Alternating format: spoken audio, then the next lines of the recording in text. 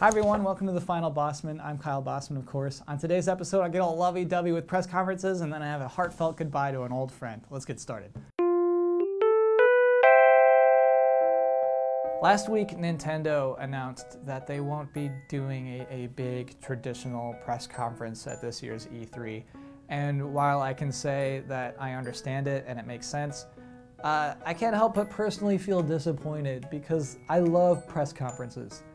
And with that in mind, and as a fun way to kick off GT's month of hype leading up to the Xbox reveal later this month, I thought it'd be a fun thing to do today's list, just reasons why I love press conferences. Number one, we all hear the news together.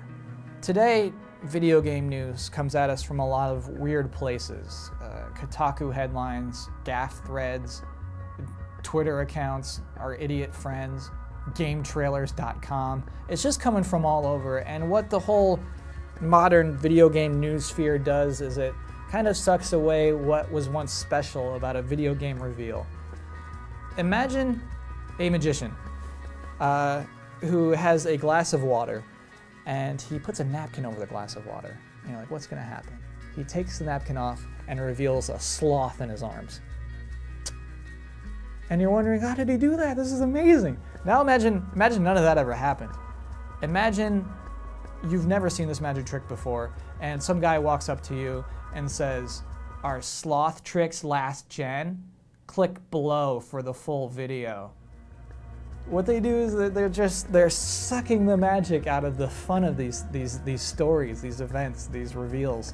And so when a press conference is live, when we're all watching at the same time, when it's news to all of us simultaneously, and the game makers are giving us the information at their own pace, and the bloggers can't tell us how to feel, it's a truly special thing, and that's why I love press conferences. Well, that's the name of this list. Number two, it's a unique thing to the video games industry. The term press conference is not an exciting phrase in most other businesses. Apple comes close with their product reveals, but those aren't shown live on television, whereas video game press conferences are. They've almost become their own unique form of entertainment in themselves. Working in the offices at GT, there's a funny thing that happens when we have to explain what E3 is to the marketing or advertising teams, and I hear the phrase, "It's our Super Bowl," a lot. I don't think that's fair. E3 is not the finals to this sport that is hugely popular in one country. E3 is also called Gaming Christmas, and that's not fair either. E3 is not a family-oriented religious holiday. E3 is our E3. It's this thing that you can't draw a parallel to because it's unlike anything else. It is an international marketing event that for some reason millions of people care about. It's because we love video games. And it's just, the press conferences are at the center of this. This is why we care about this event. This is the news and the reveals and just the wows come from these press conferences. Maybe if the Super Bowl lasted for 4 days, it would be close. Or maybe if Shigeru Miyamoto comes down your chimney for Christmas, we'd start talking. Otherwise, no comparison! Number three, I finally get to watch them.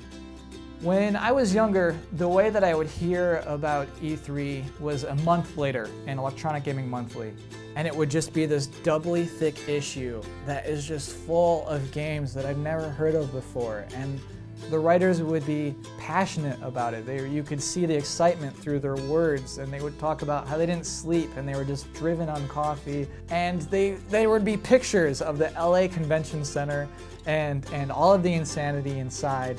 And so I grew up dreaming of going to E3.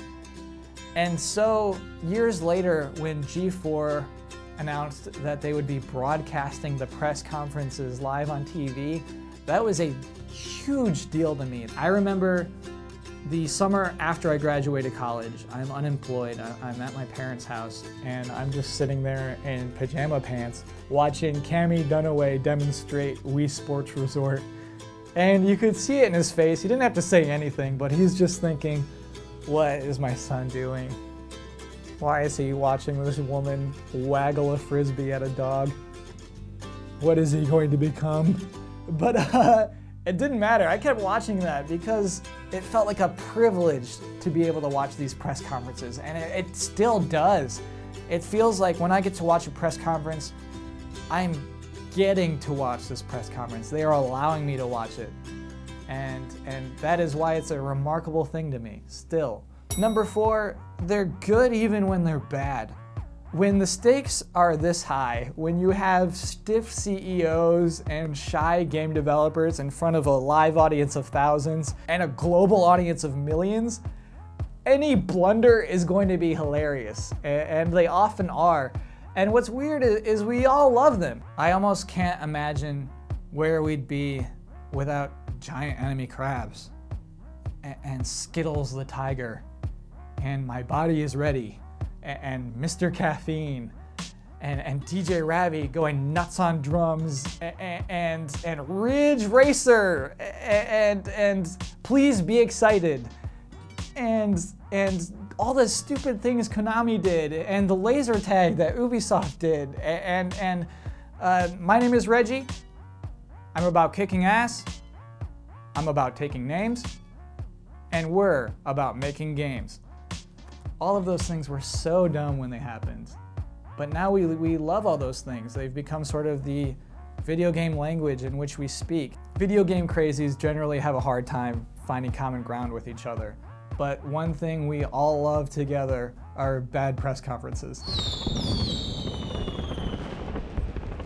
So Nintendo, I'm sorry you're not going to be doing a big press conference this year. You know that I will wake up early and watch whatever Nintendo Direct you decide to put out.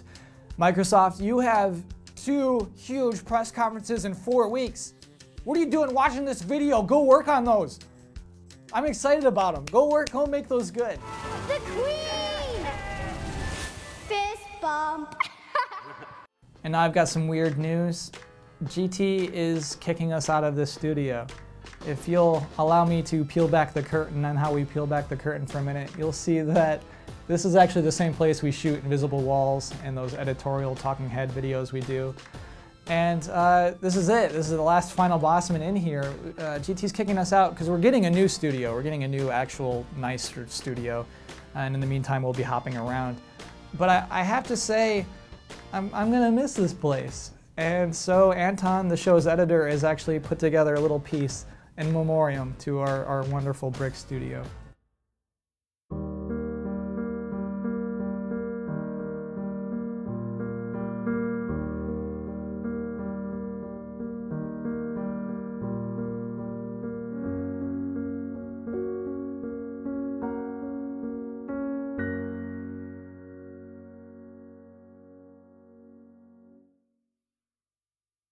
I'm gonna miss you, buddy. Anyway, that is the end of this episode. If you'll look behind me, you'll see that I broke another rule. Last week I said another word that I can't say, and the first person to call me out on it was Acid Trip 69. Acid Trip 69 is getting the last brick that anyone will ever get. That's life, I guess. Anyway, please follow me on Twitter. Please comment below. Let me know what you think of the show. And there's a great conversation happening in the comments last week. Definitely check it out. A lot of fraternities do know what BioShock is, so that was refreshing and very nice to see and very relieving. Next week, I'm coming back next Wednesday with the first ever mini Bosman, so we'll see what that is together. Thank you for watching. Hey Brad, I was just wondering what this note is about. Can't you read? Yeah, but I kind of just want to keep my old studio. The new studio is going to be great. This is a good thing. Oh yeah? My name is Bosman, and I'm about kicking ass, and I'm about taking names. Kyle, leave the office. Leave. Okay, I understand. I made you some cookies. Thanks.